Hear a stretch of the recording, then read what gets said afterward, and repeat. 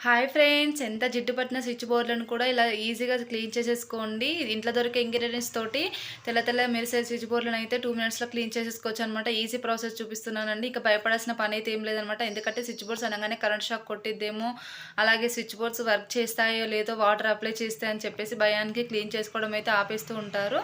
చాలామందికి ఈ ప్రాబ్లమ్ ఉంటుందనుకుంటున్నా నేనైతే. ఇప్పుడైతే అలా భయపడాల్సిన పనైతే ఏం లేదనమాట. ఎలా ఈజీగా క్లీన్ చేసుకోవాలో చూపిస్తున్నాను చూసేయండి. పెద్ద కష్టపడాల్సిన పనైతే అసలు ఏమీ లేదనమాట ఇందులో అయితే.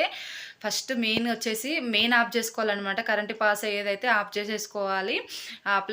ఆపేసేసి పేస్ట్ ఉంటుంది కదా, కోల్గేట్ పేస్ట్ అనమాట. పౌడర్ ఉన్నా సరే, కోల్గేట్ పేస్ట్ అయినా సరే అనమాట. అది తీసుకొని వాడని బ్రష్ ఉంటుంది కదా, దానికైతే పేస్ట్ని అప్లై చేసేసుకొని ఇలా స్విచ్ బోర్డ్స్కి అయితే అప్లై చేసేసుకోవాలన్నమాట. ఇలా అప్లై చేసేసి కొంచెం రబ్ చేస్తున్నట్టుగా రాసేస్తే 2 మినిట్స్లో క్లీన్ చేసేసుకుంటే సరిపోతుంది అనమాట. ఇప్పుడు ఒక పొడి క్లాత్ తీసుకొని తుడిచేసుకుంటే సరిపోతుందండి. చూడండి ఎంత తెల్ల మెరిసే స్విచ్ బోర్డ్లు అయితే రెడీ అయిపోయినాయి. Thank you for watching.